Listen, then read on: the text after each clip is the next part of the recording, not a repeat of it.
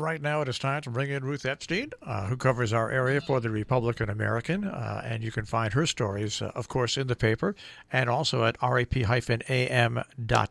We say good morning to Ruth Epstein. Good morning, Ruth. Hi, Marshall. How are you this morning? Well, we had we had quite a weekend. What a weekend! Yeah.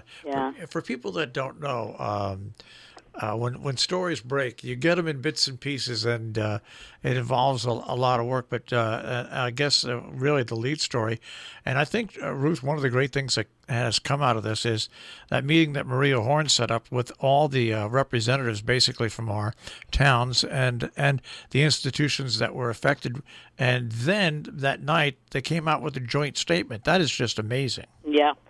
I haven't seen the statement, but I thought I was pretty impressed that she got them all together. We're talking Gear, Hotchkiss, Region 1, all Sharon Hospital, all those who were affected by, well, we should backtrack a bit and say, because of the outbreaks over last Friday and Saturday of COVID-19.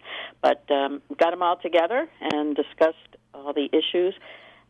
It seemed to me what came out of it the most was the need to be transparent and communicate with the community. Well, that's so interesting because when I spoke with several people on an individual basis, what I always set up was what we're looking for here is if this had happened in the absence of us covering it, there would be just so many rumors in the background. It would have been huge. Now it is a big bump on the road, but by being openly transparent about it and talking about it a lot, I think it settles the nerves a little, right? Keeps people informed, and also know that Hotchkiss, Gear Village, Region 1.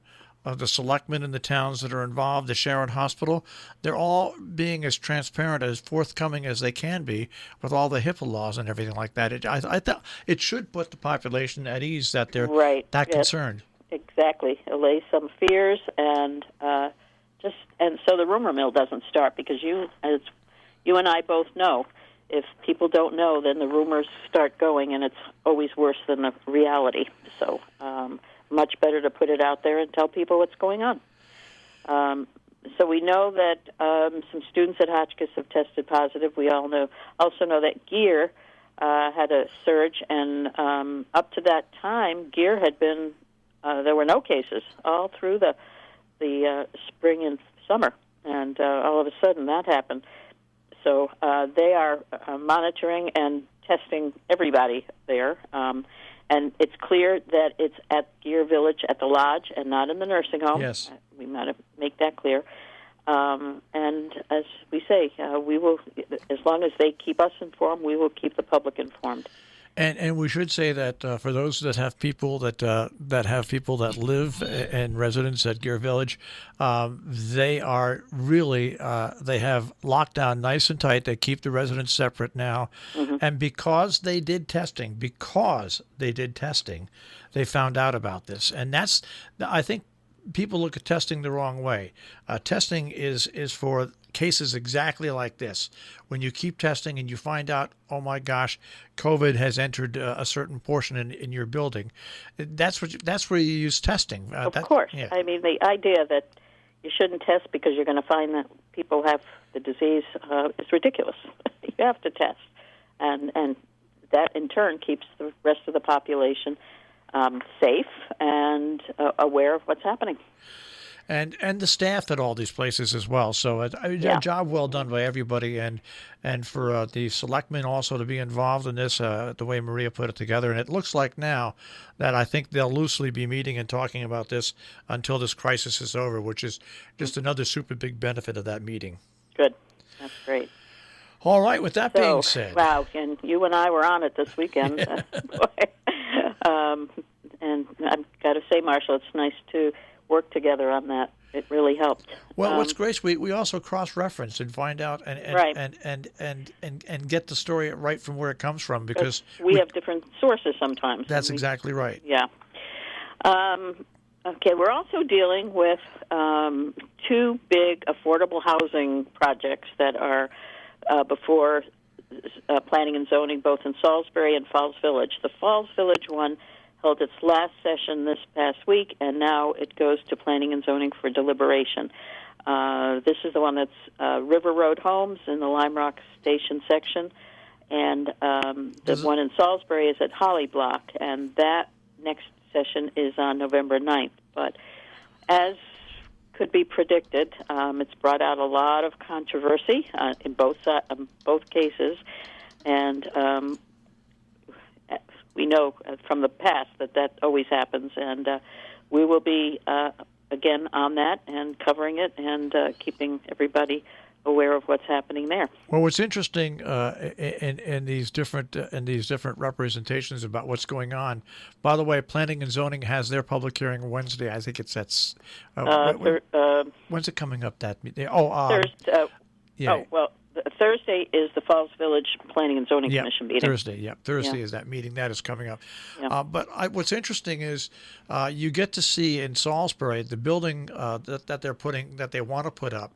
And what surprised me is the building is about the same size, just a little larger, of something that was there many years ago. Mm-hmm. And I eventually think it's not a bad place to put it. I think they're going to have to scale it back a little bit because more people are more concerned about the parking and the intersection. The parking and the traffic.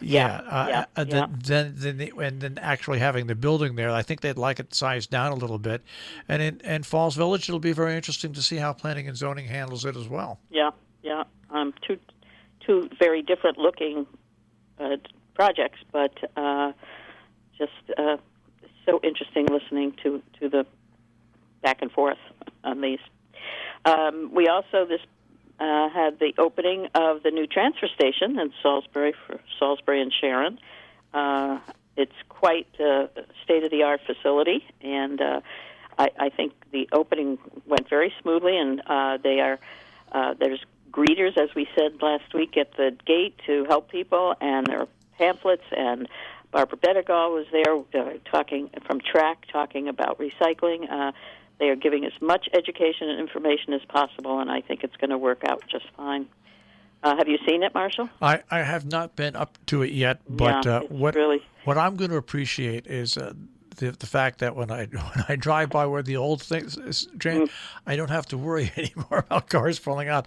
I think the location of the new transfer site, I know it upsets some people, but I think with the entrance that they have, and it's a much safer place to go to get into, and to get out of, and it's going to take people some time getting used to it. Absolutely, and there were some remarks. I really like the old place better. Well, I think given them a few months, and they will appreciate what is there, because it really is it seems to me They've done a nice job. It's two towns working together with not only state regulations but federal regulations. Right, and garbage is a huge issue. Yeah. And Hotchkiss was nice enough to extend and go on with the lease, so it's something that had to be done, and people will eventually get used to it. I don't think there's any problem. No doubt about it. And as I say, it's really sparkly, brand new, and very clearly marked, so you know exactly where to go, pretty much.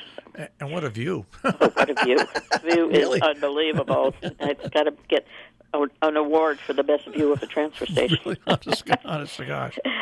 So, looking ahead, we have tonight is the doubleheader in Falls Village. Yep. The Board of Finance and the Board of Selectmen, that was put off because of the holiday last week. As we already mentioned, the Planning and Zoning in Falls Village is Thursday. And on Saturday, there is Canaan Community Cleanup Day from 9 to 11. Folks are asked to come out and come to Town Hall, get your bags, and go out and pick a road that really has litter and clean up the town. So I think that's a nice activity for the morning. Absolutely. And, of course, we'll keep people on top of the story of COVID-19 as it moves on this week. It develops, and and as we look ahead. Yes. Ruth, I hope you have a calmer day today. And I hope so. We'll speak you too. Take care. Okay, we'll see you next week. All right, Ruth, take care. Bye-bye. Ruth Epstein from the Republican-American. You can find her stories in the paper and, of course, at rep-am.com on the web.